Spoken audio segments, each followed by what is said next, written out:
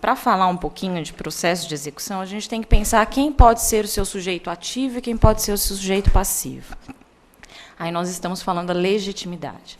Legitimidade ativa no processo de execução é quem pode promover o processo de execução, quem tem o direito ao crédito no processo de execução. Nesse aspecto, nós trazemos para vocês quem? O credor, a quem a lei confere, a quem o título descreve como proprietário daquele direito, aquele crédito. Nós temos o Ministério Público nas ações, por exemplo, nas ações populares, em que o Ministério Público vai atuar como credor da sociedade civil. E nós temos as legitimidades supervenientes ou derivadas, que a gente encontra na doutrina assim divididas. Nós trabalhamos a ideia do espólio, que a gente encontra os herdeiros e os sucessores do credor, sempre que, em virtude do credor originário, decorre o direito por herança a terceiros, ou seus sucessores, a legitimar a ação de execução por si só. Aqui no nosso slide está síndico, mas pela mudança da lei de recuperação judicial, hoje a gente tem a figura do administrador judicial na fase de falência. Ele também é legítimo a buscar a indisponibilidade de todos os bens do devedor, do falido, para, através dessa arrecadação, depois fazer a divisão para os credores habilitados, dentro do processo de falência normal. Então, a figura do administrador judicial também como legítimo na ação de execução. E temos a figura também do cessionário, que ocorre por atos entre vivos. Então, eu tenho direito a um crédito e eu cedo a terceiros, dentro cada um dos seus títulos, das suas peculiaridades. Através da cessão também eu tenho a questão da legitimidade. Ou do subrogado, aquele que eu tenho o devedor principal, um outro vai e paga a dívida do devedor principal e se subroga no direito de cobrar esse crédito. Além disso, nós temos de quem cobrar, contra quem o título, ou a sentença, ou aquela execução vai ser dirigida. Então, quem deve pagar na execução? É o devedor, reconhecido como tal no título. Então, eu tenho, na sentença, aquele que foi condenado, no título de crédito, aquele que consta como devedor e como obrigado a cumprir aquela execução. E trabalhamos também a questão do espólio. Eu posso ter uma dívida que se relacione diretamente ao espólio, aos herdeiros e aos sucessores. Mas uma pergunta que normalmente alunos me fazem em sala: mas, professora, o fato dele morrer, não morre a dívida com ele? Não. Tudo bem, ele pode até morrer, mas a dívida ela permanece. Como é que ela permanece? Sobre os bens que ele possui. Até o limite dos bens? Até o limite dos bens. Vai transferir para terceiros, para os seus sucessores? Só até o limite da legítima que eles possuiriam, ou da herança como um todo, não só da sua legítima. Nós trabalhamos também a ideia do novo devedor, aquele que assume, com consentimento do credor, a obrigação resultante do título. Do fiador judicial, aquele que, por exemplo, presta uma caução. Então, de alguma forma, eu participo de uma fiança judicial e eu me subrogo como devedor naquela situação. E temos outras hipóteses também de devedores, além, hoje, de trabalharmos a ideia do responsável tributário. Ainda que vocês vão dar uma olhadinha que as novas leis não trabalharam a questão de execução contra a fazenda pública. Permaneceu sem grandes modificações no seu todo. Dos requisitos do processo executivo. Quando a gente fala em processo executivo, a gente tem que trabalhar a ideia de uma continuidade ou de uma ação por si só. Para isso, a gente precisa que ele tenha os requisitos de validade, para que ele possa continuar por si só. Ele, como um processo, ele tem que ter a verificação dos pressupostos processuais e das condições da ação. Qualquer fase, qualquer instituto processual, ele tem que ter, obrigatoriamente, para que ele corra dentro de um processo, para que os atos processuais sejam concatenados, eu preciso ter observância dessas duas características que são gerais para qualquer processo, que são as condições da ação e os pressupostos processuais. Além disso, a gente tem no processo de execução alguns requisitos que são específicos do processo de execução, que a gente vai trabalhar a existência de um título executivo, que pode ser judicial ou extrajudicial, e esse título executivo deve trazer uma obrigação líquida, certa e exigível. Isso é muito discutível, por quê? Porque eu posso terminar com um processo de execução se ele não observar esses requisitos específicos. Aí eu tenho proposta uma execução, eu tenho uma proposta, uma continuidade da fase executória de um processo de conhecimento. Nessas situações, se eu não tiver a observância desses 3 requisitos, o processo por si só, o procedimento por si só, ele não tem como continuar. Por quê? Porque ele falha no seu requisito essencial, ele falha no que é, antes de eu começar a discutir se eu posso fazer uma alienação de bens, se eu posso fazer uma expropriação, alguma coisa nesse sentido, eu preciso observar se esses 3 requisitos estão presentes e se estão validamente concretizados. Quando a gente vai falar de liquidez, a gente tem que pensar no quê? O que é líquido? É aquilo que poderia ser quantificado. Quando eu falo em liquidez da sentença, ou liquidez do título de crédito, de um cheque, eu tenho que trabalhar que ideia? O quanto diz esse título? O quanto essa sentença condenou? Qual é o valor que isso vai trazer para o crédito? Qual é o valor que o credor está pretendendo com essa execução? Seja ela de título judicial ou de extrajudicial. Então, a liquidez ela vai me trazer o quê? A valoração. Ela vai me trazer a quantificação. Ela vai me identificar qual o objeto a ser executado. Por que a gente fala isso? Porque eu posso falar assim, que é a obrigação de entregar coisa. Tá, mas entregar coisa, que coisa? Qual coisa? De que forma que eu identifico essa coisa dentro de N outras que têm as mesmas características? Eu vou cobrar um cheque. Qual o valor do cheque? Quanto que isso vai me dar de crédito? Então, toda vez que eu for falar em liquidez, eu estou falando em quantificação, em valoração. Quando eu falo em certeza, eu tenho que ter uma obrigação certa. O que é uma obrigação certa? É aquela que me identifica todas as características de quem, para quem, quando, como, onde, todo. Aquelas perguntinhas que eu brinco assim, que jornalista, quando ele vai fazer uma entrevista, ele tem que ter aquelas coisas assim. Imaginar que ele vai passar mensagem para uma criança de 3 anos de idade e que ela precisa aprender tudo o que ele está dizendo. Então, ele precisa saber para quem que ele está dirigindo a mensagem, para quem que ele está entrevistando que vai passar aquela mensagem de uma forma correta, qual o objetivo de passar aquela mensagem, o que ele quer com aquela mensagem. Não é assim? Uma reportagem, quando você assiste, você tem que ter uma finalidade para ela, não é? No título de crédito ou no título executivo judicial, a gente tem essa mesma característica, é a certeza do título. Como é que eu trago essa certeza? É mostrando quem deve, para quem deve, se tem tempo de pagamento, se tem condição, se é certo aquele título, se eu posso catar aquele título e promover um processo de execução. A certeza dele, ele vai dizer qual é a natureza dessa prestação, qual o objeto desse título. Quando a gente vai falar do terceiro requisito específico do processo executivo, a gente vai estar falando a respeito da exigibilidade. Nós sabemos que, dentre as obrigações de direito civil, existem possibilidades de ter condições ou termos para a conclusão de um título, seja judicial, seja extrajudicial. Por exemplo, para eu poder cobrar aquela condenação da sentença, tem que ter ocorrido tal fato. Para que aquele título de crédito seja executado, tem que ter a entrega da mercadoria. Então, eu tenho situações específicas previstas no próprio documento que gera o processo de execução, que pode prever situações, fatos ou condições que me impeçam de começar o processo executivo. Por exemplo, tenho que ter a entrega de determinada mercadoria para depois poder executar esse título de crédito. Se eu não tenho a condição de entrega da mercadoria, eu posso ter o processo de execução? Não, porque aquela condição ou aquela situação não se perfez.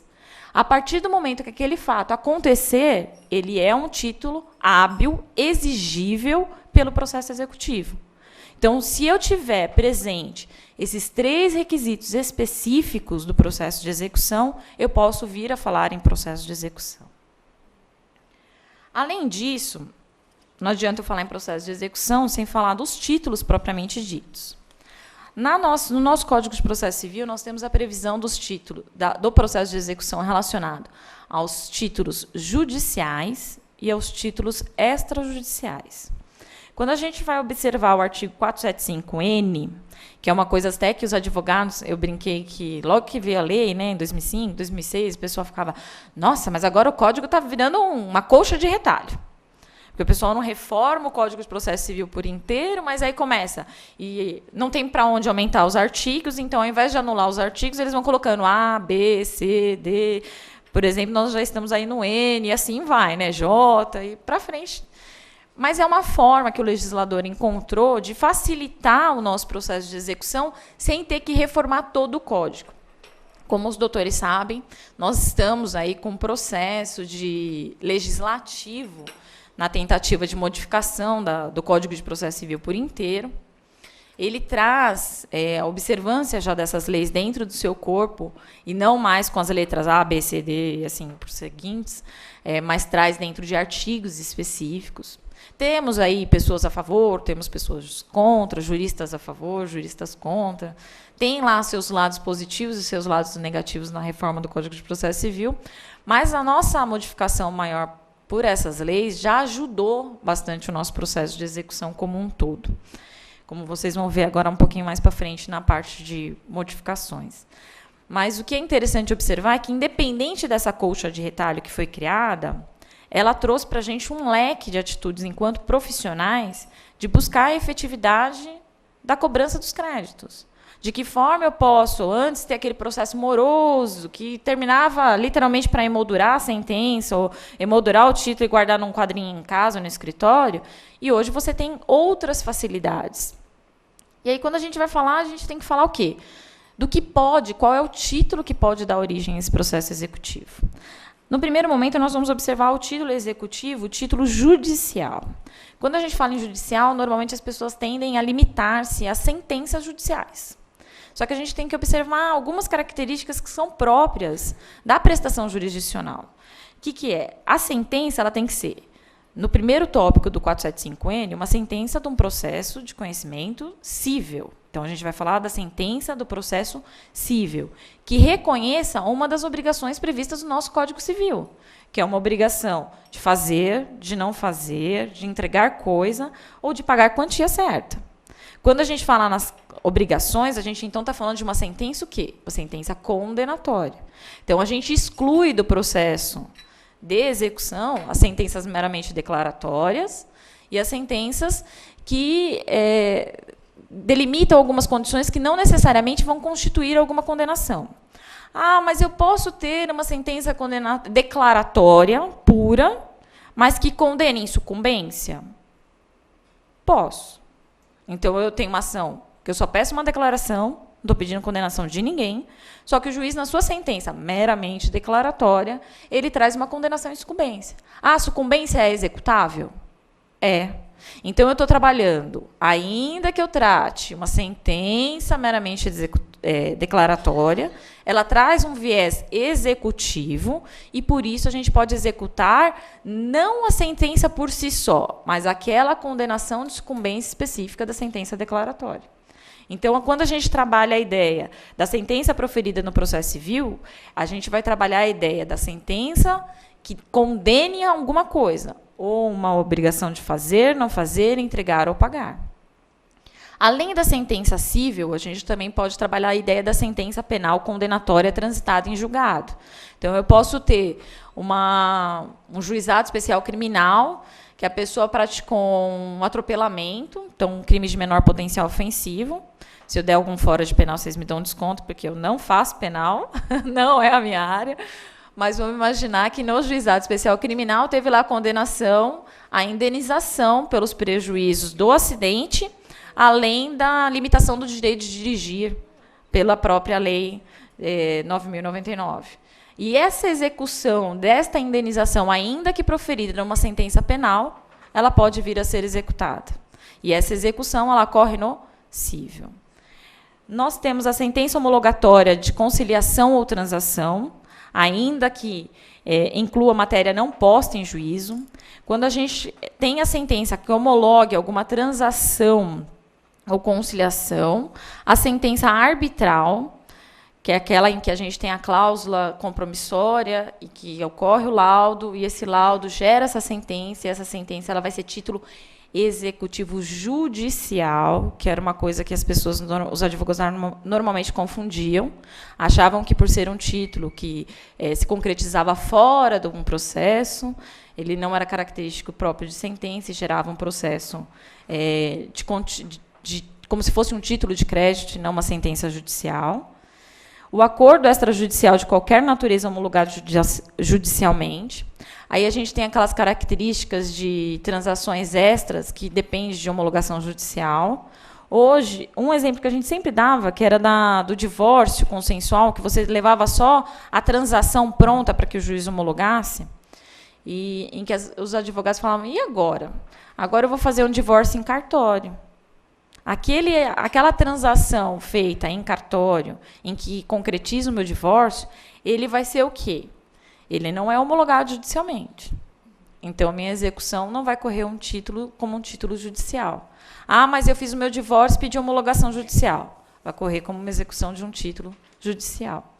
Que é uma diferença que a lei acabou, por si só, trazendo algumas discussões. A sentença estrangeira homologada pelo Superior Tribunal de Justiça, o formal e a certidão de partilha, mas isso exclusivamente ao inventariante e aos herdeiros e sucessores, a título singular ou universal. Além do título executivo judicial, a gente vai ter também os títulos extrajudiciais. Os títulos extrajudiciais, normalmente, que a gente observa bastante, são os títulos de crédito. Letras de câmbio, duplicata, cheque, nota promissória, debêntures. São os títulos que a gente normalmente ouve, trabalha-se hoje, alguns em menor proporção, outros em maior, mas são os títulos de crédito que normalmente a gente estuda como títulos extrajudiciais. Mas, além deles, nós temos a escritura pública ou outro documento público assinado pelo devedor, o documento particular assinado pelas partes e duas testemunhas. Nós temos o instrumento de transação referendado pelo Ministério Público, Defensoria Pública e advogados dos transatores. Aí nós temos aquela transação penal, a transação penal que eu digo dentro de crimes ambientais, por exemplo, em que o Ministério Público faz uma condenação ou discute alguma coisa assim, que você tem o documento de transação com o Ministério Público, esse documento ele também é executável. Os contratos garantidos com hipoteca, penhor, anticrese e caução, bem como seguros de vida, são títulos que hoje a gente pode propor diretamente execução, como títulos extrajudiciais. O crédito decorrente de foro e laudêmio, que é relacionado àquela coisa que a gente ainda paga da herança de Dom Pedro I, né, quando chegada do Brasil com o laudêmio, que a gente ainda continua pagando até hoje, para a manutenção da família imperial no Brasil, ainda que nós não temos mais império, mas tudo bem, está lá, a gente continua trabalhando. E vocês pensam que não, mas vocês conhecem aqui, por exemplo, regiões de fronteira litorânea, onde você tem muita casa na praia, o pessoal tem casa de lazer, que é aquela alegria quando você compra e duas quando você vende. Essas casas, ou, por exemplo, aqui não precisa fugir muito, Alphaville, aqui região ali, também é região que você paga laudêmio. Então, aí o pessoal fala assim, quando o cliente chega em mim, olha, eu vou comprar uma casa lá na praia, e você tem como verificar a documentação? Aí você começa a olhar as documentações. Cara, desde a terceira pessoa que comprou o terreno, nunca registrou o laudêmio. Aí aquele laudêmio foi passando, uma festa. Aí você vai lá discutir lá com o pessoal na SPU, olha, precisa atualizar esse laudêmio, porque vai fazer a venda, tem que regularizar. Aí eu quero uma bolinha, virou uma bolinha de neve. Aí o cliente ele ia pagar, sei lá, 500 mil no imóvel, ele vai pagar 200, porque 300 ele vai pagar lá para o laudêmio. Lógico, salvo as devidas proporções para dar o exagero da palestra, mas são coisas que a gente não presta atenção e acaba depois criando empecilhos de venda e compra de imóveis. E são títulos de crédito que você pode vir a cobrar por uma falta, porque quem tem que efetuar efetivamente esse pagamento é quem compra, quem vende o imóvel. Então, você está comprando, você pode depois até vir a discutir esse débito que não é seu. O crédito documentalmente comprovado decorrente de aluguel de imóveis, com seus encargos e acessórios, taxas e despesas de condomínio. Isso é uma coisa interessante também, que as execuções hoje você já Antigamente, você tinha que entrar com processo de conhecimento para dizer o aluguel. Aí você ganhava para a sentença de da cobrança do aluguel, para depois você começar a execução, processo de execução propriamente dito de uma sentença que era um contrato. Você tem um contrato dizendo quanto que você deve de aluguel, você tem os encargos comprovados. Hoje o processo acabou trazendo isso como um título executivo extrajudicial e trazendo a possibilidade de mais efetividade nessa relação locatária, né?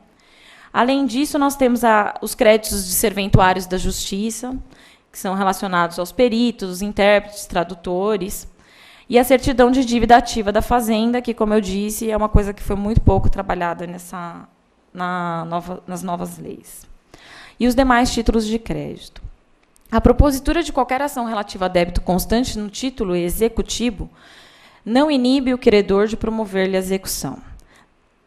Além disso, a gente vai falar também aqui, só antes de começar as inovações, da diferença entre execução definitiva e execução provisória. A gente fala que execução definitiva é afundada em título extrajudicial ou em sentença transitada em julgado. Então, a gente vai trabalhar a questão da execução definitiva quando a gente fala de título extrajudicial, que ela vai ser o processo de execução por si só, porque ela já é definitiva.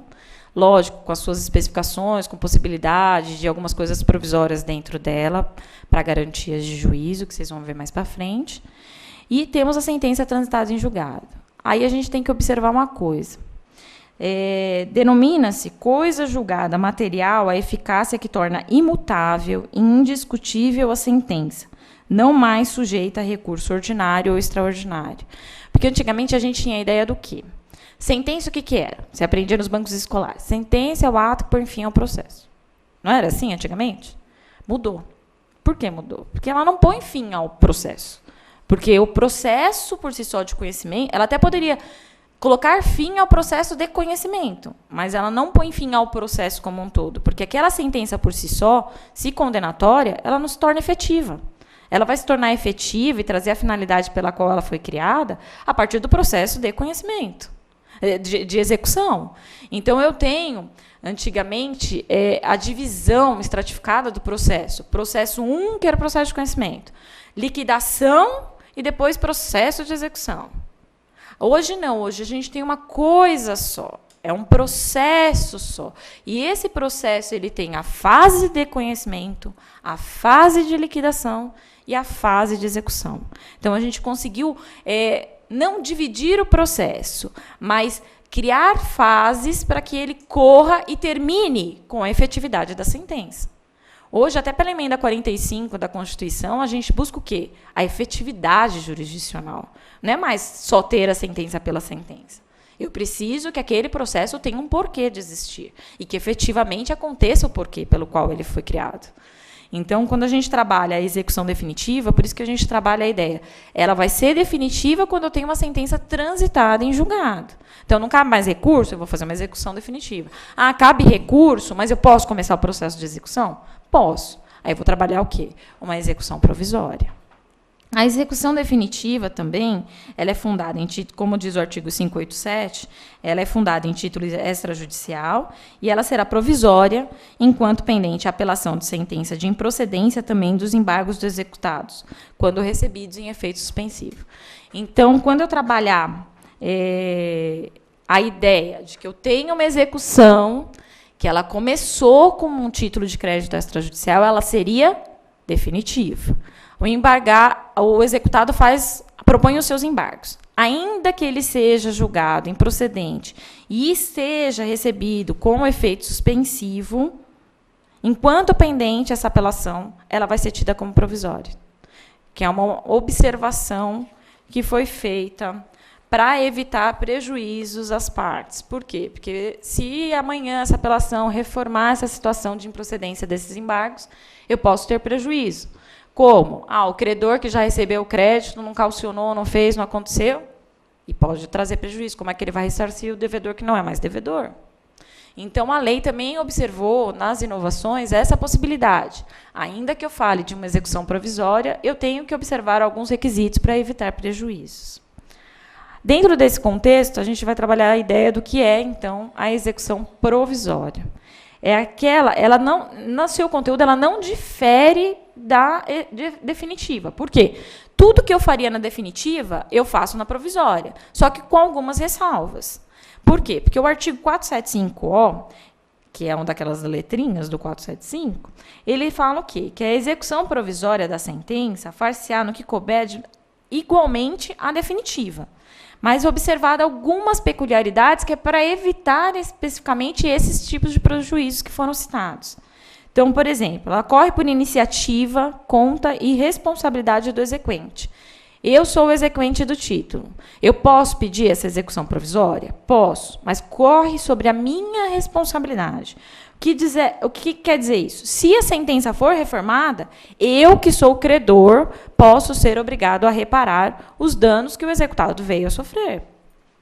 Além disso, fica sem efeito a execução provisória por inteiro se sobrevier acórdão que modifique ou anule a sentença objeto de ação da execução, restituindo as partes ao status quo. Ou seja, tudo que aconteceu durante todo esse processo, todo esse desgaste que você teve com o processo de execução provisória, chegou a sentença, reformou, anulou o acórdão, chegou e reformou, tudo isso tem que voltar ao status de origem, como se nada tivesse acontecido.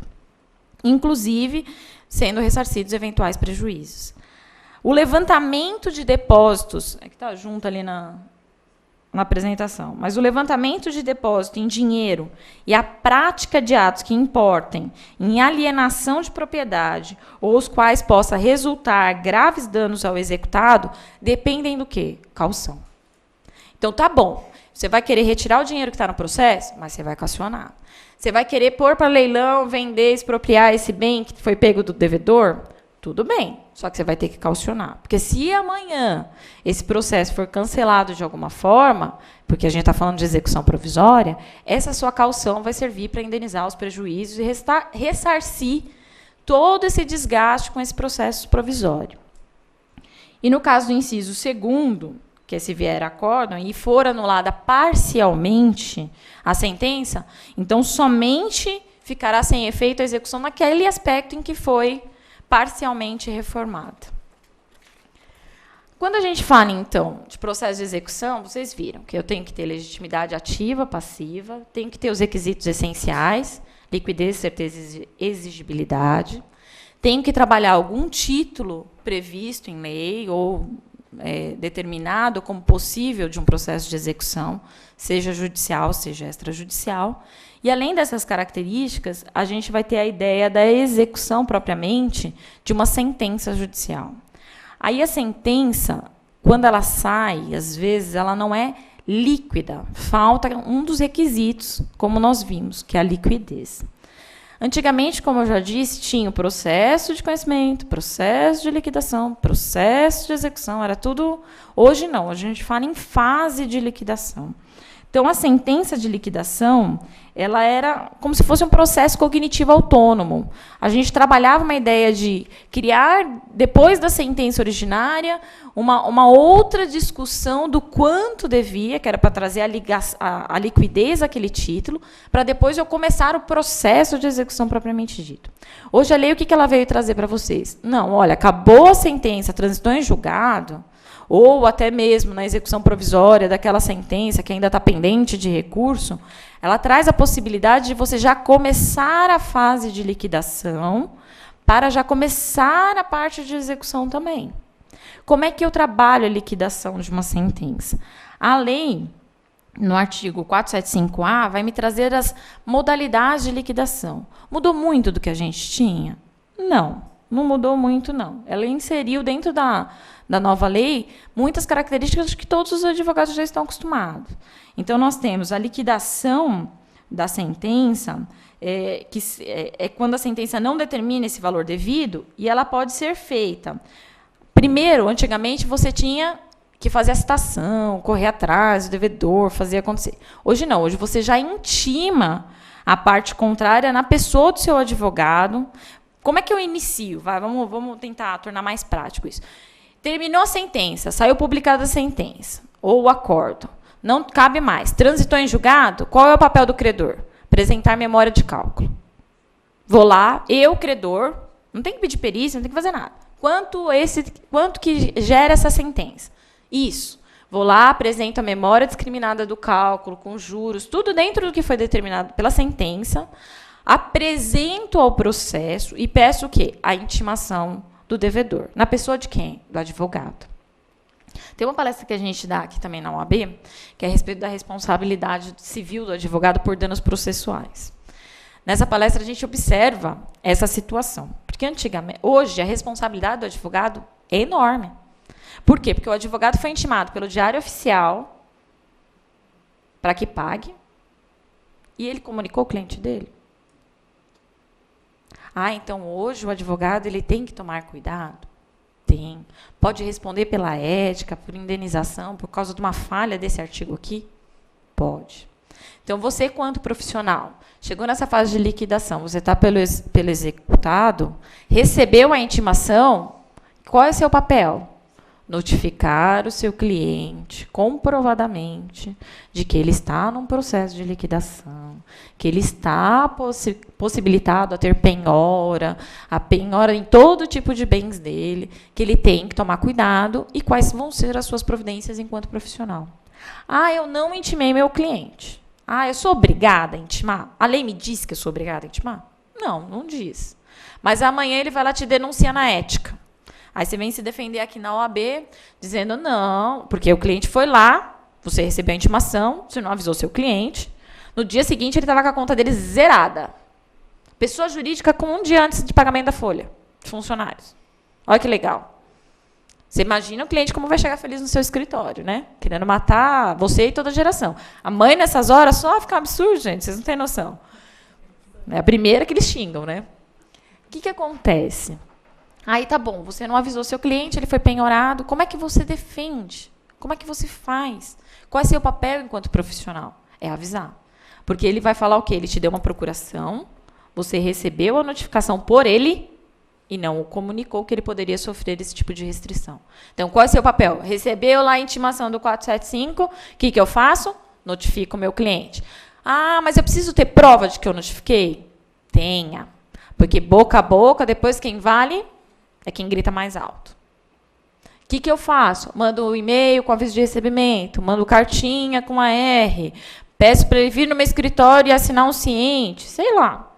Tem N formas de você se assegurar que você, enquanto profissional, recebeu uma intimação de expropriação, de liquidação, que pode sofrer os danos de uma execução, ainda que você vá fazer defesa, ainda que você vá ter sua atuação enquanto profissional, você precisa assegurar o direito do seu cliente e o seu direito. Porque se amanhã ele foi lá, perdeu a folha de pagamento dele, porque você não avisou, porque você não tomou as devidas cautelas, você responde, civilmente, pelos danos que você prejudicou o seu cliente. Aí vocês vão falar, mas, poxa, ele devia, pagou o que ele devia e eu vou responder? Mas se não era sua obrigação avisá-lo? Então, a gente tem que tomar algumas cautelas, e essa é uma dica que a gente dá que vale. Além disso, a liquidação poderá ser requerida na pendência de um recurso, que é quando a gente vai trabalhar a questão da execução provisória. Ela vai processar-se em autos apartados, ou seja, vai correr o processo aqui, eu vou tirar cópia de todo o processo e vou propor uma execução provisória à parte, onde eu faço a fase de liquidação e a execução num processo apartado. É possível? É possível.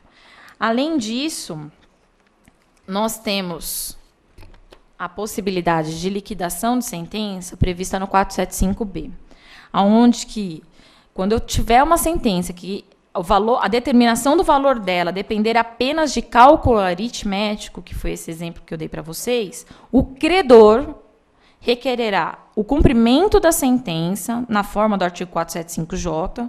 Vamos lá. O que diz o 475J? Apresento memória de cálculo, dou um prazo de 15 dias para pagar. Se não pagar em 15 dias, tem multa de 10%. Se pagar, o que acontece? Termina a execução e não paga a multa. Gente, eu engato uma primeira, vocês dão desconto, tá? Eu não paro. Quando da elaboração da memória de cálculos depender de algum dado que esteja em posse do devedor ou de terceiros, eu posso, antes de apresentar o cálculo aritmético, pedir para que o juiz intime o executado ou o terceiro para que ele apresente os documentos hábeis a que você possa fazer o cálculo aritmético para apresentar a fase de liquidação. Além disso, se ele não apresentar os cálculos, forem injustificadamente, você pode pedir sanções.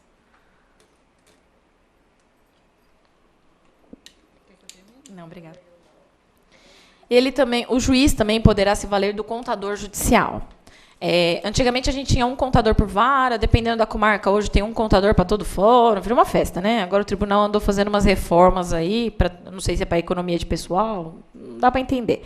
De qualquer forma, na prática, o que acontece? Nos casos em que a pessoa depende de assistência judiciária, ou quando ele observar que o credor, por exemplo, por um cálculo por cima, o juiz olha lá a sentença, ele tem lá a condenação, por exemplo, aí ele dá R$10.000 de indenização, mais juros de 1% ao mês, a ação tem 10 meses andando, então ele sabe que 10 meses dá 1%, um cálculo por cima, ó, olha que eu sou advogada, não sou contador, hein, gente, ó, vocês não descontam. Então, 10 meses seriam 10%. 10% sobre 10 mil seriam R$1.000. Então, seriam R$11.000 a condenação, mas com correção, vamos colocar em uns 12. O juiz ele tem noção de um cálculo mínimo do que está a sentença. Aí vem o credor e apresenta um cálculo de R$20.000. Fala, nossa senhora, mas tem alguma coisa errada aqui. R$40.000.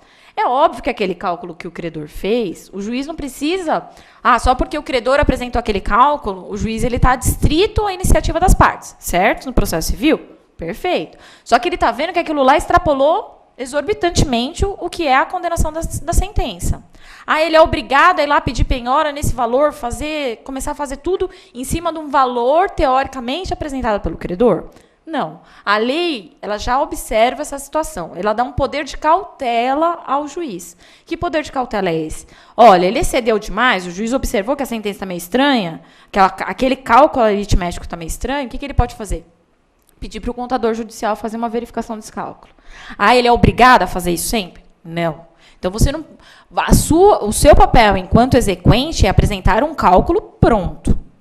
Não é pedir a petição para que o juiz mande para o contador fazer o cálculo. Porque isso é exceção à regra. O seu papel enquanto advogado agora também é fazer cálculo. Uma coisa que a gente não ensina na faculdade, os advogados deveriam aprender, que é uma dificuldade tremenda. A gente brinca no civil é ruim, imagina no trabalhista, né? Que é umas coisas assim de doido. Então, a gente tem que ter essa... Os alunos, quando entram em direito, eles falam assim, nossa, professora, eu achei que eu nunca mais ia ver matemática. Aí você fala, tá, vai fazer um inventário, para você ver só. Vai fazer porcentagem, divisão de legítima. Beleza. Você volta para a aula de matemática pura, primeiro aninho do colegial. Então, é uma necessidade que os advogados vão ter que trabalhar. Liquidação, começou a fase de liquidação, é cálculo seu. Excepcionalmente vai para o contador? Excepcionalmente vai para o contador. Ele está pela PAJ, antiga PAJ, agora Defensoria, cada lugar está um nome. Mas vai trabalhar de que forma? Pode mandar direto para o contador? Pode, a critério do juiz. Se ele for trabalhar a questão do excesso de execução apresentado pelo credor, esta cautela do juiz também vai acontecer. Então, ele pede para ir para o contador, e se, eventualmente, ele for fazer a penhora de bens, ele não vai fazer a penhora de bens no valor do credor, que o credor apresentou. Ele vai fazer a penhora de bens sobre o valor que o contador judicial apresentou. Isso é uma diferença que, na prática, acaba criando muita discussão. Peraí, eu sou credor, estou falando que ele me deve 40. O contador veio e disse que ele deve 10. E o senhor vai lá e vai fazer a expropriação do bem dele por 10, não 40? Por quê? Porque tem previsão legal. Porque caberia ao exequente a discussão. Aí depois, se eventualmente ele não discutir, aí é aquela história, o direito não socorre a quem dorme. Aí a situação muda um pouco de figura. Mas no ato inicial, isso acontece. Liquidação por arbitramento. O quanto da condenação depende da realização de perícia por arbitramento, ou seja, um trabalho técnico. Eu preciso de um perito ou de alguém especializado naquela situação específica para que ele possa me valorizar o quantum deve. Essa liquidação por arbitramento ela será determinada pela sentença ou convencionada entre as partes. ou quando a natureza do objeto da liquidação depender de uma perícia. Eu não tenho como falar quanto é, eu não tenho como fazer o cálculo enquanto advogado, sem ter um perito judicial para essa finalidade. Eu não tenho, é diferente da figura do contador judicial para o perito judicial. O contador é um funcionário do fórum que está ali para fazer atualização de débitos. O perito é uma pessoa com qualificação, especificação daquela área, e que ele vai atuar para atingir, dar um valor, um quantum àquela sentença. Além disso, requerida a liquidação por arbitramento, ele, além de nomear um perito, ele vai fixar um prazo para a entrega do laudo. E depois do prazo, você tem as partes podem se manifestar sobre esse laudo em 10 dias. Que é uma diferença também que eu acho interessante observar, é que o juiz ele pode definir já ali, em cima das manifestações, ou ele pode designar audiência, que é uma coisa também que tem se mostrado muito interessante, até pelos princípios novos de conciliar é legal, aquelas coisas que os tribunais estão hoje promovendo, que é a tentativa de diminuir os litígios judiciais através da composição. Então, nesta fase, eu já tenho a sentença transitada em julgado, ou uma fase já de quase lá, tem um título já perfeito em seu estado, só falta a liquidez. Quando eu entro nessa fase, que eu já tenho a perícia feita, eu já tenho a liquidez do título, pode até ser que a parte chegue lá e fale, agora eu sei quanto eu devo, porque até então eu não sabia quanto ela devia. Eu sei quanto eu devo, e talvez a designação de uma audiência nesta fase do processo seja interessante. E você pode até fazer o requerimento de audiência nesta fase para essa tentativa de composição. Na prática, a gente tem observado que tem dado certo.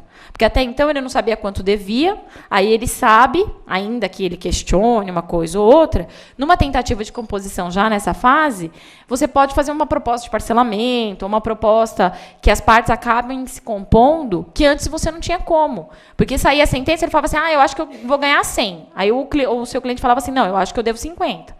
Aí, quando você sai da fase da perícia, você tem efetivamente um valor já apurado. E você tem um poder de convencimento diferenciado do seu cliente, seja credor, seja devedor. Olha, você achava que você ia receber 100, só que a perícia falou que você deve 80, que você vai ganhar 80. Não é legal fazer um acordo? Ou, ao contrário, o devedor achava que devia 50, mas você não deve 50, você vai pagar 80. Você vai perder sua casa? Não é legal fazer um acordo? Então, você tem um poder de convencimento de ser um advogado estrategista também nessa fase processual. Nós temos também a liquidação por artigo, que é aquela em que determina o valor da condenação e quando houver necessidade de alegar ou provar um fato novo. É quando, dentro da fase de liquidação, eu tiver que fazer prova de mais alguma coisa para que se concretize o quantum daquela sentença. Eu tenho que ter o quê? A sentença, ainda que ela tenha, até uma observação que eu peguei do Van Bier, que ele fala que a sentença do processo de liquidação tem uma dose muito intensa de aparência do que efetivamente de realidade. É quando você precisa trazer uma realidade para aquela sentença que já foi constituída. É onde eu vou fazer a liquidação por artigos, eu vou ter que provar alguma coisa ainda naquele processo, algum fato, para que aquilo converta em liquidez. Mas é uma coisa interessante que acaba, na prática, trazendo uma certa dificuldade, porque você não pode inovar a sentença. Então, a sentença é aquela. Eu só vou modificar, eu não posso modificar, não posso reformar, não posso fazer nada. Mas eu tenho que trazer aquele fato novo, comprovar aquela situação efetiva, para que eu possa dar um valor àquela sentença que já foi proferida. Mas eu tenho que tomar esse cuidado. Eu vou passar agora a palavra para a doutora Helena, que vai falar a respeito das espécies de execução, e dar uma continuidade a respeito das reformas, especificamente da lei. Com isso, vocês tiveram uma noção dos títulos, das pessoas, das fases do processo por si só, e aí ela vai falar um pouquinho para vocês do processo de execução. Muito bem. Depois dessa noção geral, alguns conselhos que nós vamos dar nos aspectos práticos, né? Todo mundo percebeu que durante vários anos, a execução de título judicial e extrajudicial trazia poucas diferenças na forma de processar a demanda. Essa realidade restou modificada com essas duas leis e trouxe uma nova sistemática no combate à crise do processo. é uma fase executiva, ao invés de um processo de execução. Então, é assim, nós temos uma experiência de vida que é assim, nós tínhamos processos que ficavam anos. Então, essas duas leis com a emenda 45, realmente, quando eu fiz a pós-graduação de processo de execução civil, e o Shimura falava assim, nossa, mas é uma judiação, ainda bem que está mudando, aquela loucura. Nós estudamos justamente a mudança, porque era muita diferença. Nós ficávamos 10, 11 anos. Nós temos uma execução de uma penhora lá no escritório, a do padre lá. 12 anos nós seguramos o rapaz na casa. Então, o padre me contratou e falou assim, olha, ele não tem como pagar, ele foi lá na comunidade, mas a senhora tem que segurar esse moço aí. Você tem que segurar esse senhorzinho aí nessa casa, porque ele está velhinho, ele não pode sair da casa, não tem para onde ir, se ele sair vai para a comunidade, não tem como fazer. Então, nós entramos primeiro com embargos, depois embargos de a questão do idoso, depois embargos da não sei o que lá, abandono da família, enfim. E o padre falava assim, ele vai morrer nesse curso, ele era muito doente. A senhora segurando ele na casinha dele, ele era tão ignorante, o velhinho, que ele falou assim, eu paguei minha casa, ninguém me tira daqui. Realmente, a casa era dele mesmo, mas ele teve uma senhorinha lá que morou com ele, e a senhorinha morreu. O enteado entrou com uma ação de inventário, ele falou, não, essa casa é minha, ninguém vai me pegar a casa. E não ficou na casa, e não quero sair da casa, e, de repente, aquele enteado ganhou na extinção de condomínio, e foi para execução, veio aluguel. Então, ele não se conformava, ele falou, como eu vou dar minha casa? Né? E nós começamos a entrar com todos os embargos, em todas essas ações, enfim. Ele morreu realmente na casinha, naquele sistema velho, porque no sistema novo nós não íamos conseguir manter o velhinho lá, não, ele ia ter que vender a casa e dividir. Mas, para alguns aspectos, a gente olha com carinho, mas o ideal é o que veio com essa lei. Essa lei é muito ética, muito perfeita. Só que quem ficou efetivamente prejudicado pela leitura que a Carolina fez aqui, vocês perceberam quem foi, né? Foi o advogado. O advogado, ele tem a responsabilidade direta pelo processo de execução. E também tirou do marasmo da execução aquela figura da execução. Você acabava o conhecimento, ficava lá o processo.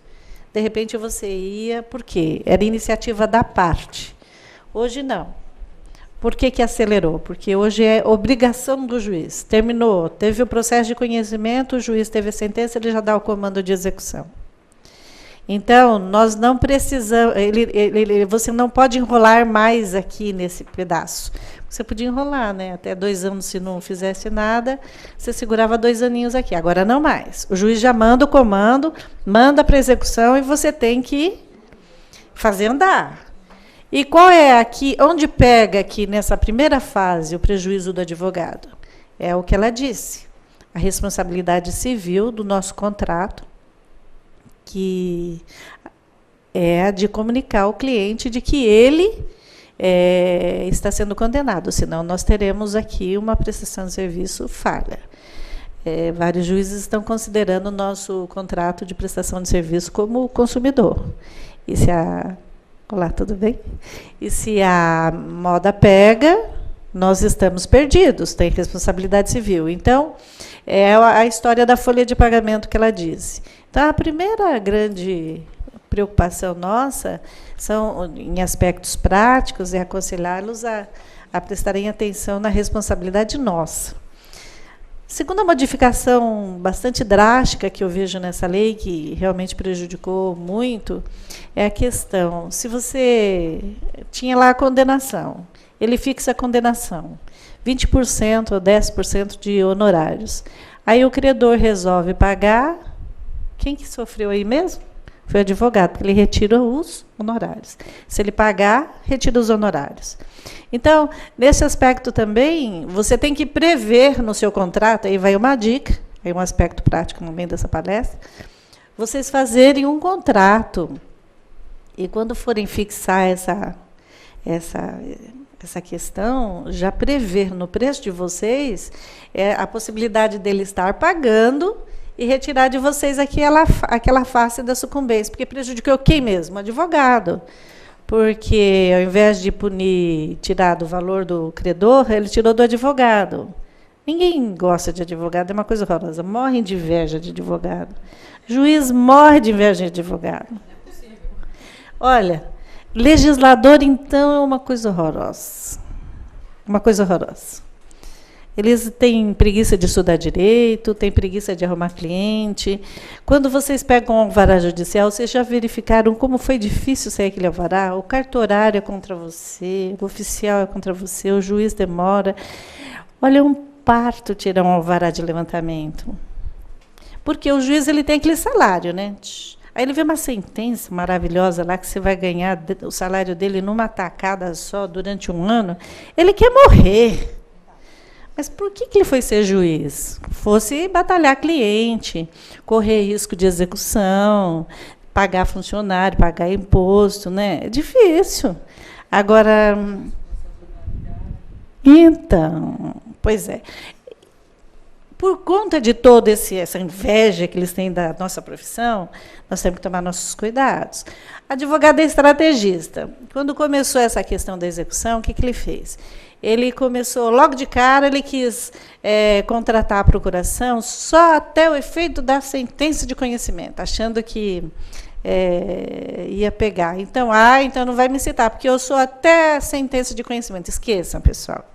Não faça mais essa besteira, porque já caiu. A jurisprudência percebeu que era uma expertise nossa, né? Porque nós somos estrategistas mesmo, né? Então eu falava assim, não citou pelo advogado, porque os meus poderes iam até a sentença. Já caiu. É o advogado que foi até a sentença que vai responder. Então, não adianta. Pode pegar o processo até o final, mas um conselho de quem julga no TED, quem é macaca velha, né, doutor? Tem que tomar cuidado com o cliente. Ele é o seu pior inimigo. Quando ele ganha, você é o rei. Igual o médico. Quando ele salva, foi Deus. Quando ele erra, foi o médico, não é? Morreu porque o médico errou. Então, é assim o advogado. Quando ele ganha, está tudo certo. Como está tudo redondinho, tudo certo. Mas, olha, teve uma condenação, mesmo que ele deva, você, o advogado, errou em alguma coisa. Então, onde é que ele pode pegar? Naquilo que a lei agasalha. Ou seja, na comunicação cliente e advogado. O que vocês têm que fazer como um lado assim mais importante de tudo isso? Um bom contrato.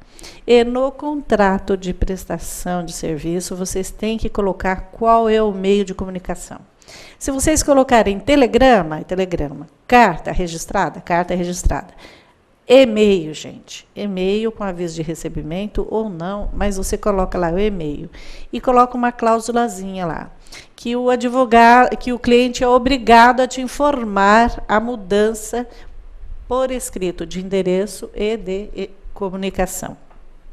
Porque aí você retira de você a responsabilidade desta. Não tenham medo de dar a sentença para o cliente quando ele perder, porque ele já sabia. Nós temos a mania de querer ganhar sempre, ganhar. E esse é o nosso grande problema. Então, nós temos que ter a habilidade de informar o cliente. Falar, não, olha, aqui, você foi condenado aqui. Mas não fui eu, foi o juiz. O senhor não pagou. Agora, tem umas saídas também maravilhosas hoje na execução. O que essa lei fez? Ela tentou, de todas as formas, eliminar o prazo e fazer com que o credor recebesse o seu valor. Que o devedor não tivesse condições de fugir disso.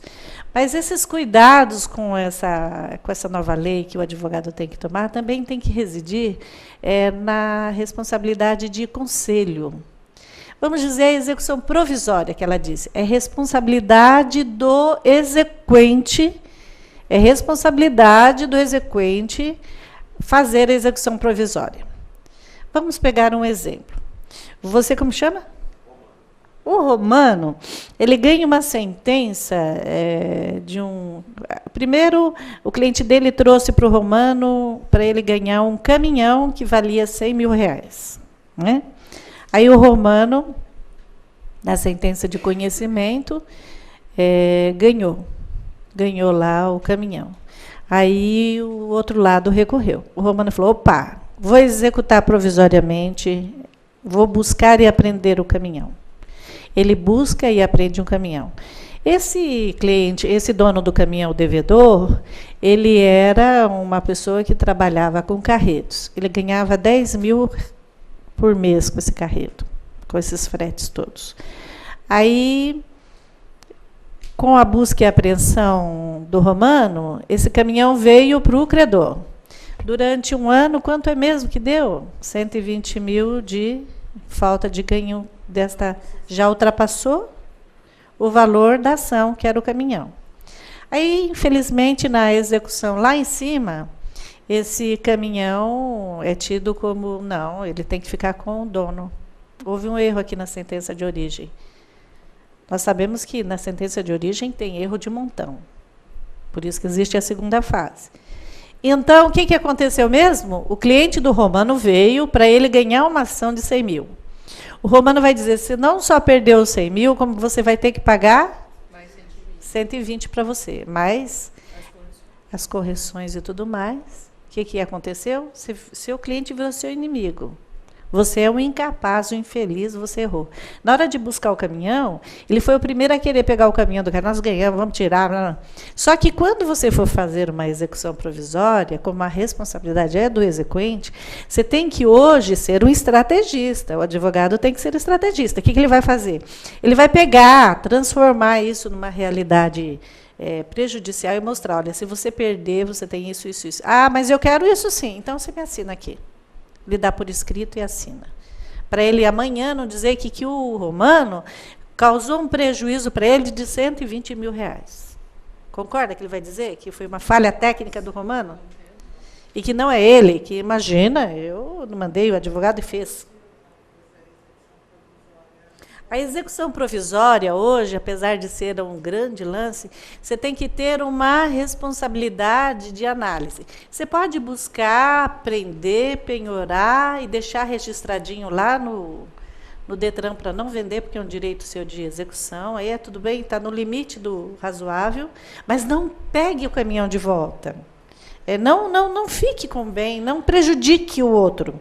Prejudique, não, impeça, mas não prejudique. Na realidade, o que a gente dá de dica normalmente é assim, pratique os atos até onde você consiga só assegurar o patrimônio contra terceiros. Então, você sabe que o cara está indo para falência, você sabe que aquela situação ele está se desfazendo dos bens. Vale a pena fazer uma execução provisória? Vale. Mas você vai fazer o quê? Você vai gravar uma impenhorabilidade no cartório de registro de imóveis, você vai bloquear os automóveis no Detran. Então, você não pegou o carro para você. Você não mandou para leilão o imóvel. Você tomou atitudes para assegurar que amanhã, a hora que entrar na fase de execução, você tenha bens a resguardar aquele crédito. Agora, ultrapassar essa fase vale quando você souber efetivamente o risco que você corre, você enquanto cliente, né, dar essa ciência sempre por escrito. Olha, nós estamos fazendo isso, o seu risco vai ser de tanto. Para você, enquanto profissional, também ter a segurança. Como vocês podem ver, essa nova execução, ela mudou o conceito de sentença, a definição do que é título executivo, isso tudo que ela falou. As regras de competência para execução, ela mudou a legitimidade de intimação e indicação do bem penhorado. Olha aí, você quando entra com a execução do título extrajudicial, você vai penhorar, você está executando aquele caminhão? O Romano pode, logo de cara, chegar, você vai entrar com a execução, ele vai entrar com a execução, digamos que ele tem um título de compra e venda desse caminhão, ele vai entrar com a execução do título extrajudicial. Então, essa nova lei, ela pulou o período de execução, né, que foi aquela discussão se esse não é o caminhão. Ela pega o recibo, aquele documentos, porque ele diz lá naquele itemzinho, documentos, títulos assinados por recibos, contratos assinados por 2 testemunhas. Ele pega esse contrato, vai para execução. Essa execução tem que preencher aqueles 3 itens lá. Aí, preencher os 3 itens, você vai para indicação você, antes de entrar com a execução, você entrou com a execução, distribuiu, você vai no distribuidor, naquela ação, você já vai, pede para penhorar junto ao Detran, segurar aquele caminhão para não ser vendido para ninguém. O que o juiz faz? Ele manda oficiar o Detran. Quando chega a execução para o seu cliente, ele já chega dizendo que você não pode vender, não pode fazer isso. Esse é o grande lance da execução do título extrajudicial. Você, como advogado da parte que vai entrar com a execução do credor, você tem várias artimanhas hoje para buscar o bem. Por quê? Você vai... quando o devedor recebeu aquilo, ele já recebeu... Ele falou, mas como já penhoraram no meu caminhão? Ninguém me avisou? É assim mesmo, é a nova lei. Então, você como advogado... Agora vamos pular do outro lado. Você é advogado agora do devedor, daquele que recebeu aquela intimação lá. O que você vai fazer? Você pode mostrar eficiência sem trabalhar muito. Excelente. Não é? Você vai lá naquele... Ela fala menos, mamãe, menos? É assim, é o 475J. 7541. Então, ele diz assim, não. Ele fala assim, olha, chama o cliente dele e fala assim, você deve mesmo esse caminhão? Ah, eu devo. Você pagou? Não, não pagou. Você não quer que a gente faça um acordo, ao invés de entrar com a ação, fazer tudo isso? A gente entra com a ação, pega a procuração, ganha os honorários, né? Aí você fala assim, vamos fazer o seguinte, vamos fazer um acordo. Aconselha ele naquele artiguinho que diz 475, que diz assim, paga 30% e eu ainda divido em 6 vezes para você. A lei me permite, você não pode mentir para ele dizendo que é acordo. Você fala para ele, a lei permite. Vamos fazer isso. Ao invés da gente embargar, correr risco, fazer isso, fazer aquilo, que tal a gente formular um acordo? Só que você tem problema. Se você não pagar, você vai ter multa, juros, correção. E você ainda evita, você ainda tripudia. Você ainda não vai pagar os 10% dos honorários lá do advogado, diminui. Olha, você vai pegar esse valor liquidinho aqui, vai poder negociar essa questão. Agora, se você não pagar a volta, tudo estaca zero. Aí ele pensa, você tenta convencê-lo a não entrar com os embargos. Aí ele sai do seu escritório satisfeito, você resolveu o problema dele rapidamente, você foi um advogado consciente e se livrou de um grande problema.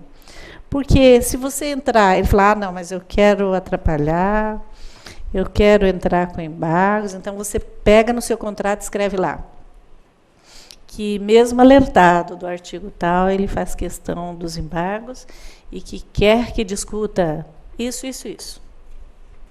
Então, você vai para os embargos. Aí, vamos lá nos embargos. Põe o e-mail lá. Não. Então, você vai nos embargos. O executado... Esse aqui, contraditório. Ela vai lá para trás e ela vai pedir para voltar.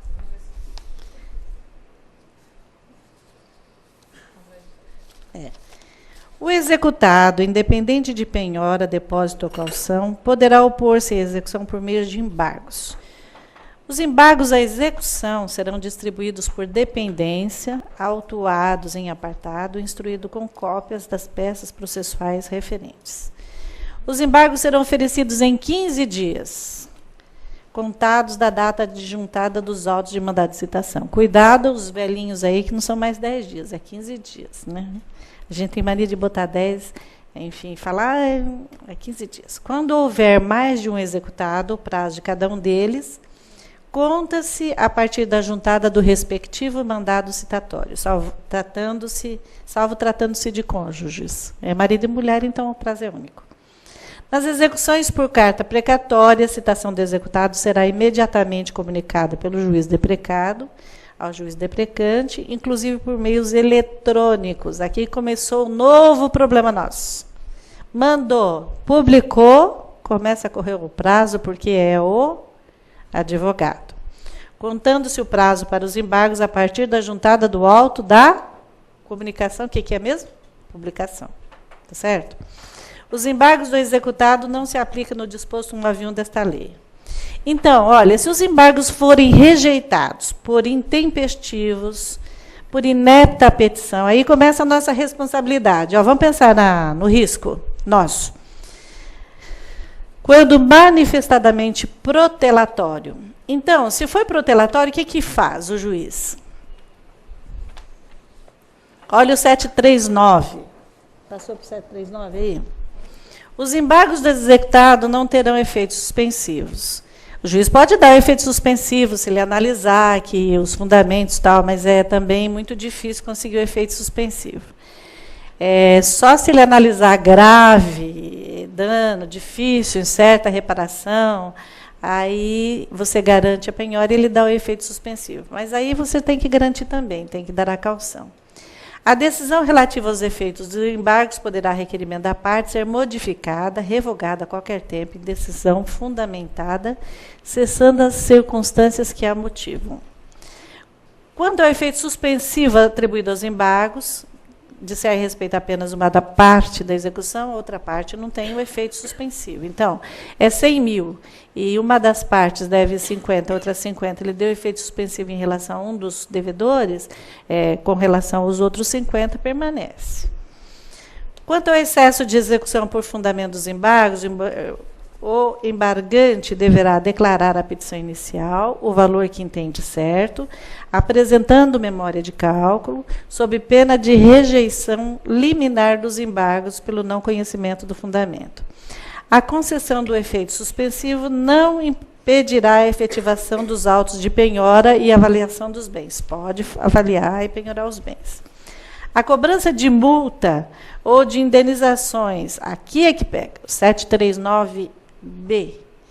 A cobrança de multa ou de indenizações decorrentes de litigância de má-fé, que é a do artigo 17 e 18 do CPC, será promovida no próprio processo de execução nos autos em apenso, operando-se por compensação e execução. Os embargos poderá, se os embargos poderá discutir, então, a nulidade da execução, a penhora incorreta, avaliação errônea, excesso de execução. Prestem atenção só naquilo que vocês podem entrar com os embargos. Excesso de execução, acumulação indevida de execuções, retenção de benfeitorias. Você pode, qualquer matéria é lícito colocar nos embargos. É uma ação nova, praticamente, de conhecimento para discutir aquela dívida. Os embargos de retenção de benfeitoria poderá o exequente requerer a compensação do seu valor ou dos frutos e danos considerados devido pelo executado, cumprindo o juiz para a apuração dos respectivos valores, nomear o tal daquele perito para dizer, não, ó, o prejuízo, o dano foi esse. Então, os embargos servem também para providenciar um juiz para ver quanto ele está sendo prejudicado. O exequente poderá, a qualquer tempo, ser também emitido na posse da coisa, prestando caução e depositando o valor devido pelas benfeitorias ou resultando da compensação. Aqui é que eu disse para você tomar cuidado, tomar posse.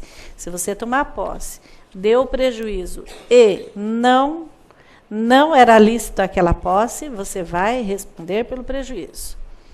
740. Recebeu os embargos, tem 15 dias. Aí o juiz julga imediatamente o pedido. Designa audiência de conciliação. Até parece que é assim que funciona. Ele demora um pouco, viu, gente? Vocês sabem que demora e não é pouco. Quem tem prazo no judiciário, é só advogado. O juiz não tem prazo, perito não dá laudo, por mais que você queira.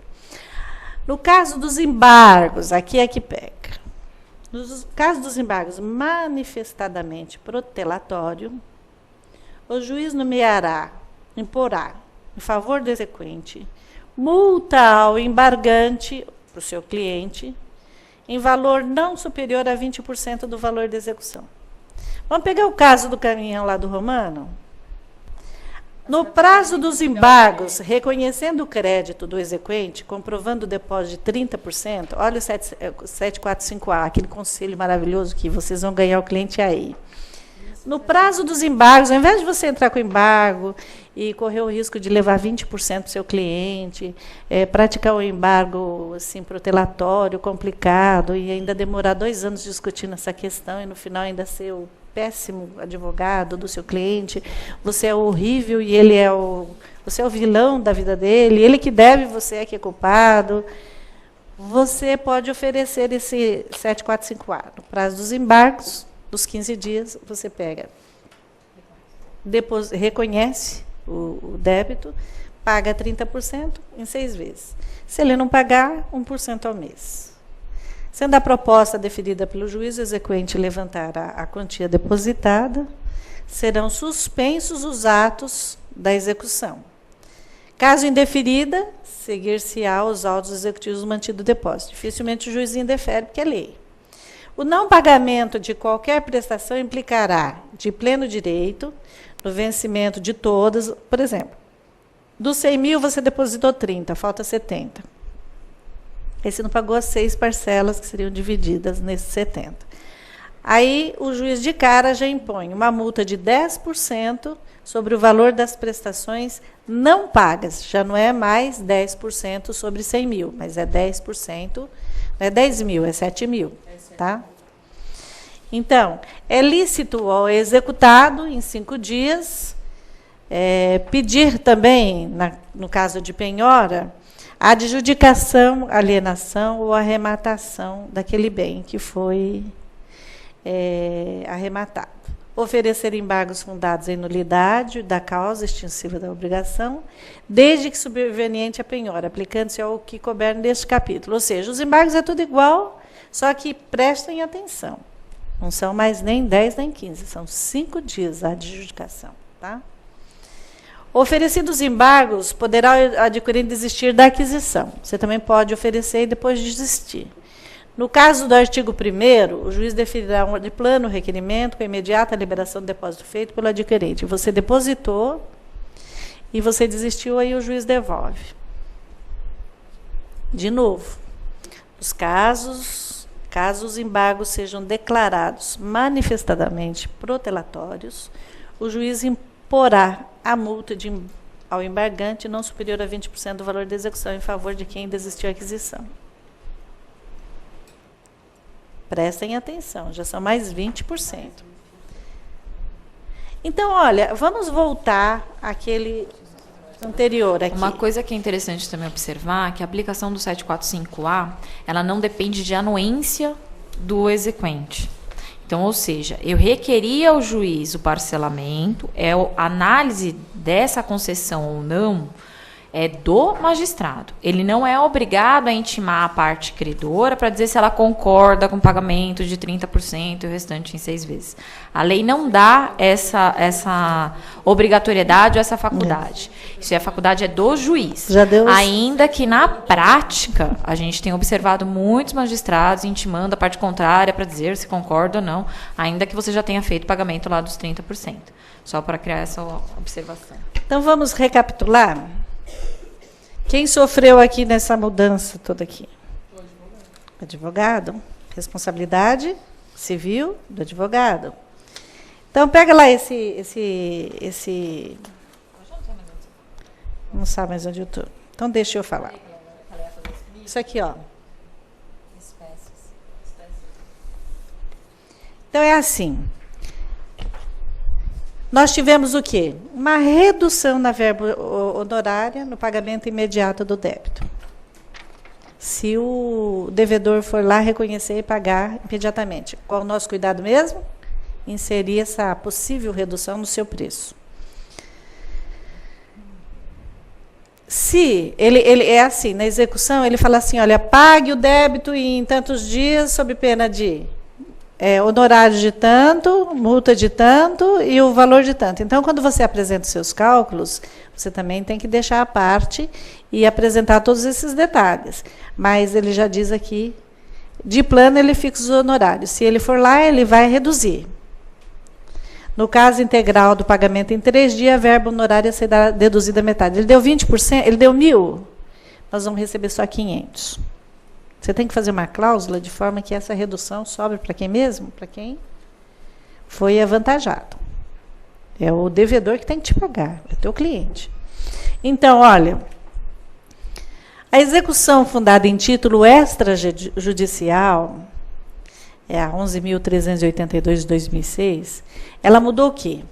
Ela mudou, ele deu um novo prazo para o pagamento da dívida, ele deu poderes para o oficial de justiça para proceder de imediata penhora, ele pega o ofício, ele vai direto, ele pode já penhorar. Mudou a figura do oficial de justiça. O oficial de justiça, hoje, ele pode chegar na sua casa, ele penhorar uma casa que esteja lá, ele chega na sua casa, tem um carro lá na garagem. Ele vai na tabelinha FIP, né? FIP chama? É FIP. Essas coisas modernas que eu preciso recordar, né, doutor? Então, vai na FIP, vê lá, o carro é um Monza 1900 não sei o quê, ele vai lá, joga aquele carro, não sei o que lá, ou se não, um Vetra. R$500. Ele penhora, não deu. Aí ele penhora mais alguma coisinha lá dentro da casa, o que tiver a mais. Então, ele mudou o quê? As feições do oficial de justiça. O devedor leva um susto. Ele chegou, penhorou meu carro, penhorou isso, penhorou aquilo. Ele mudou. O título extrajudicial você já pode oferecer, ou ele pode ter o poder de chegar lá, poder de polícia mesmo, chegando para pagar. Tem a possibilidade também do credor indicar na inicial os bens a serem penhorados. Então, o credor, aquela idazinha que ele vai. Ele não quer aquele carro que o oficial iria buscar, ele já se antecipa e fala, eu quero a casa dele. Toma cuidado, porque a casa às vezes é impenhorável, é bem de família, etc. Então, você também tem que ter a noção do que é bom e ir naquele artigo do Código Civil que diz o que são penhoráveis. Primeiro você pega bacen-jude, depois veículos, depois você pega propriedades, ou se não, manda correr os cartórios todos, paga a taxinha de quanto? Uns R$15, né? 35, ó. Tudo da certidão. Corre os cartórios todos, acha mais um bem lá, pronto, já garantiu sua execução. Manda penhorar o segundo imóvel que a pessoa tenha. E mudou também, como eu disse, a intimação na pessoa do advogado. Esse é o nosso crime, o nosso desacato, nossa tristeza e a tristeza do devedor. Mas, felizmente, o que tornou ágil a execução. Por quê? Nós sabemos, né, doutor, que nós enrolávamos sim a execução, que o devedor não pagava. Nós éramos tido o país das maravilhas para quem quisesse dever para alguém. E felizmente eu digo, porque essa lei veio dar a possibilidade de dar uma maior seguridade nas relações negociais e no comércio. Porque hoje o credor, se ele tiver um bom advogado, ele recebe. E se o devedor tiver um advogado bem inteligente, ele também paga em condições. Antes de estipular também aquele 30% mais de 6 vezes, pode apresentar uma petiçãozinha de acordo, pode fazer qualquer coisa, mas embargos, pensem bem. Só se tiver motivos reais, efetivos a favor do devedor, senão, no final, vai sobrar para o advogado. Se o devedor não indicou e você quer que tudo corra, o credor não indicou, o devedor também pode indicar um bem a ser assegurado. Então, o título judicial 475, o que ele mudou? O título extrajudicial, o que mudou? O executado terá 3 dias para efetuar o pagamento, não efetuando, será lavrado respectivo os autos. O credor poderá, na execução, indicar bens a serem penhorados. O juiz poderá, de ofício, a requerimento do exequente, determinar a qualquer tempo a intimação do executado de bens passivos à penhora. A intimação do executado se far-se-á na pessoa do advogado e, se não localizar o executado para intimá-lo da penhora, o oficial certificará detalhadamente as diligências realizadas, caso o juiz poderá dispensar a intimação e determinará novas diligências. Ou seja, esta lei veio para fazer o credor receber e o devedor pagar. Não cabe a nós, advogados, ficar vestindo a camisa do devedor e querer salvar a pátria dele, porque senão ele vai ser seu inimigo mesmo. 2 observações também que eu faço a respeito do artigo 652 é que nós temos uma discussão muito grande sobre a capacidade, não, lógico, salvo as devidas proporções. Os senhores oficiais de justiça hoje, eles prestam concurso e têm suas limitações enquanto pessoa leiga na avaliação de bens. Então, a gente tem visto muito na jurisprudência discussões sobre esse tipo de aplicação. Então, o oficial, ele ia lá, ele intima já da penhora e ele faz a avaliação do bem. O que tem sido, o que você pode vir a discutir em juízo, porque às vezes a casa na região está avaliada com valor de mercado muito maior e ele lança um valor muito pequeno. Ou o carro normalmente eles não erram porque eles se baseiam na tabela FIPE. Mas outros tipos de bens, a avaliação do perito às vezes tem sido muito depreciativa. Então, para vocês tomarem cuidado, enquanto advogados do devedor, para que vocês consigam majorar a avaliação do oficial de justiça, que não é uma pessoa que hoje tenha qualificações específicas para essa atividade. Além disso, uma coisa interessante também como advogado do devedor é a possibilidade de você, enquanto devedor, indicar os bens que você quer que sejam expropriados. Então, olha, eu devo, vou discutir, ou eu devo e acho interessante, enquanto a gente discute a situação, que se penhore esse e esse bem. Então, eu sou um devedor que tem um X patrimônio, e eu não quero que eles vão pegar a casa onde mora a minha família, a casa de praia, porque, lógico, o bem de família ele é empenhorável, mas vamos imaginar que ele tenha 2 casas e uma casa de praia, que é a casa da família. Eu quero que eles penhorem meu carro. Tudo bem, eu não quero a casa. Ele pode ter essa faculdade? Pode. Ele tem uma previsão específica também no 652, que é uma alternativa ao devedor. Então, ainda que a lei tenha trazido mais efetividade para concretizar a execução, tanto judicial quanto extrajudicial, a gente tem a ideia realmente de que o devedor tem alternativas. Não é aquela coisa assim, eu devo, não nego, vou ter que pagar. Não tenho mais alternativa. Tem a possibilidade de parcelamento, tem a possibilidade de audiências no meio do curso dos processos, você tem a possibilidade de indicação de bens, você tem ainda assegurado o direito de defesa pelos embargos.